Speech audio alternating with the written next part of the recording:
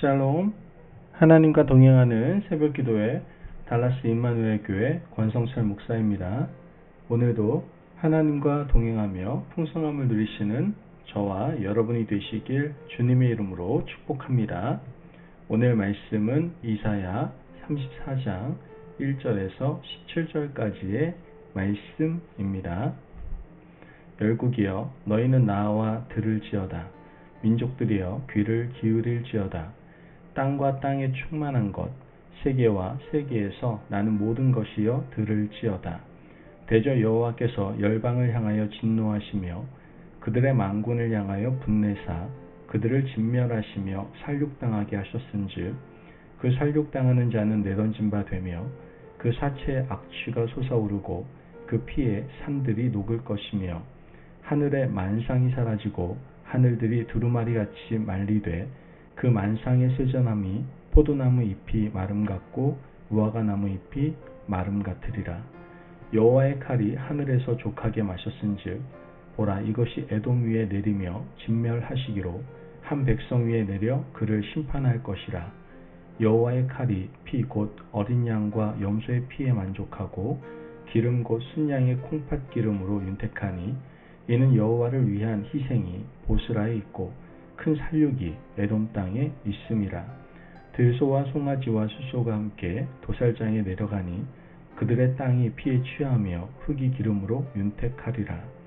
이것은 여호와께서 보복하시는 날이요 시온의 송사를 위하여 신원하시는 해라.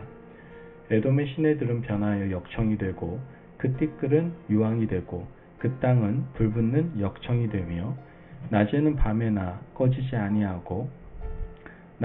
밤에나 꺼지지 아니하고 그 연기가 끊임없이 떠오를 것이며 세세에 황무하여 그리로 지날 자가 영영이 없겠고 당아새와 고슴도치가 그 땅을 차지하며 부엉이와 까마귀가 거기에 살 것이라.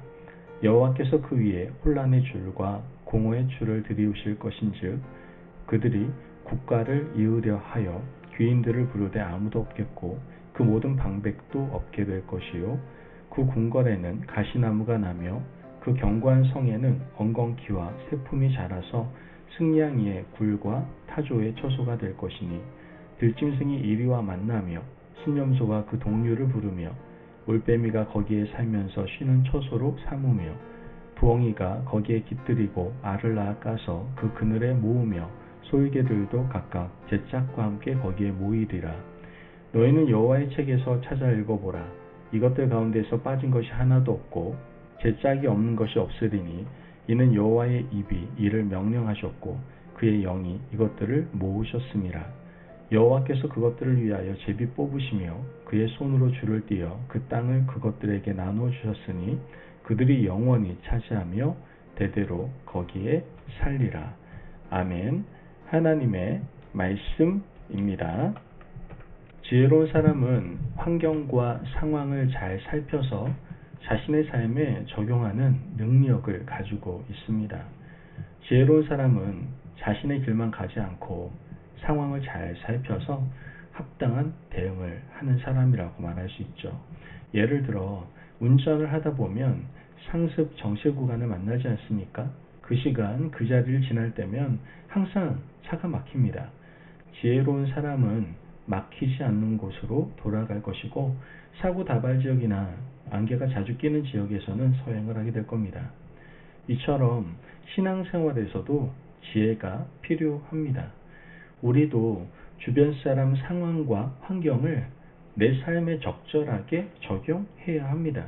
우리 주변에 어떤 사람은 하나님이 주시는 복과 은혜를 많이 받아 누리지만 어떤 사람은 징계를 받습니다.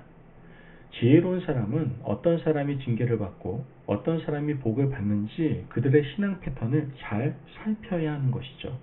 잘 살핀 후에 복을 받는 사람의 신앙 패턴을 따라가야 지혜로운 사람이라고 할 수 있을 겁니다. 이사야서에는 이방과 열방에 대한 심판이 하나하나 기록되어 있습니다. 여러 나라에 대한 심판을 보면서 유다 백성들은 자신 스스로를 살펴야 했습니다. 하나님은 자신이 택한 유다 백성들에게 경고하기 위해서 여러 나라들의 심판을 말씀하고 계시는 겁니다. 유다 백성들이 지혜로운 백성이라면 다른 나라들이 당하는 심판을 보면서 우리는 이렇게 살면 안 되겠다라는 마음을 가지고 깨달아야만 했습니다. 하나님은 유다 백성들을 깨닫게 하시기 위해서 주변 나라들을 교보제로 삼고 있는데도 불구하고 깨닫지 못한다면 그들이야말로 어리석은 백성일 수밖에 없는 것이죠. 오늘 읽은 34장 말씀에는 에돔에 대한 하나님의 심판이 기록되어 있습니다. 먼저 하나님이 에돔에 대한 심판을 말씀하시기 전 열국들을 재판정 앞에 불러 모으십니다. 1절 말씀을 보면 열국이여 너희는 나와 들을지어다. 민족들이여 귀를 기울일지어다. 땅과 땅에 충만한 것 세계와 세계에서 나는 모든 것이여 들을지어다.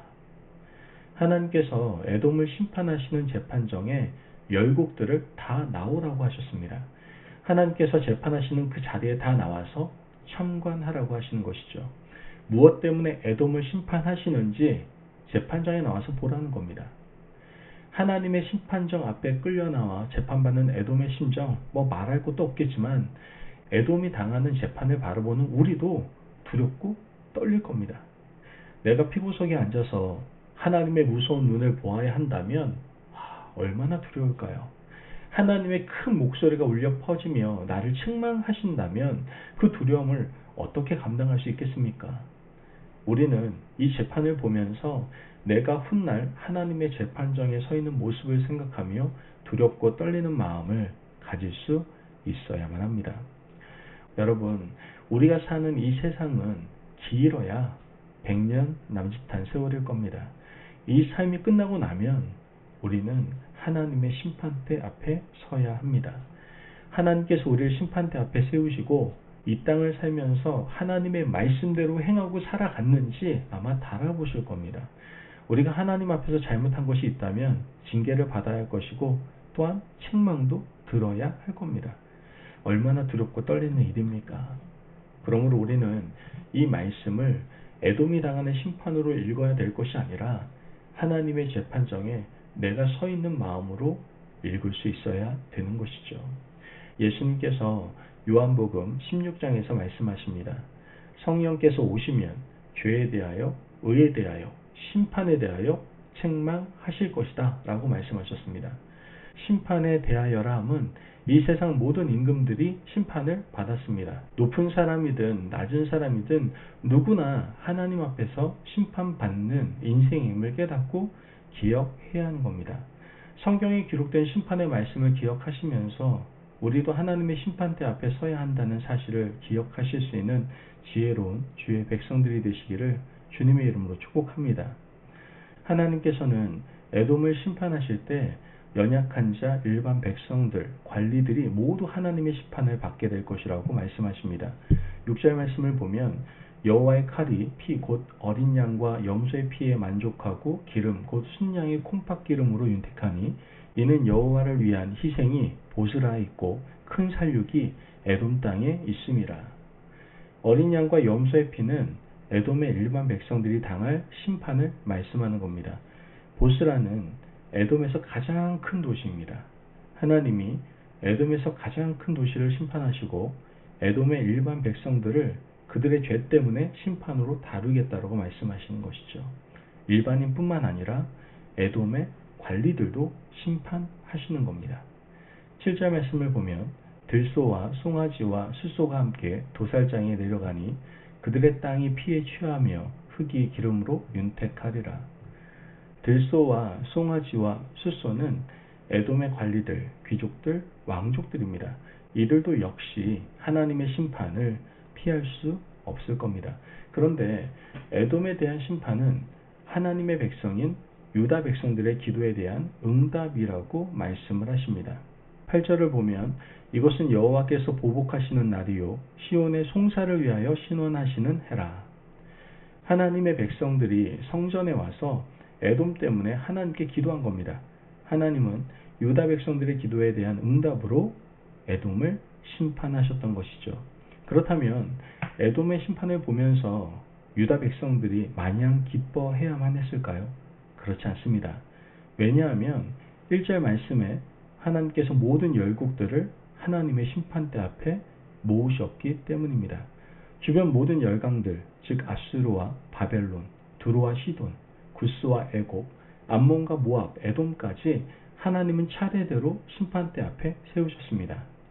하나님께서는 유다 백성들에게 내가 너희도 이렇게 심판할 수 있다는 것을 보이셨습니다.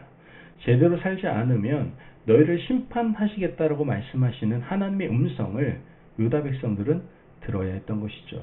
그러나 불행하게도 그들이 듣지 않았기 때문에 유다도 결국 하나님의 심판을 받을 수밖에 없었던 겁니다.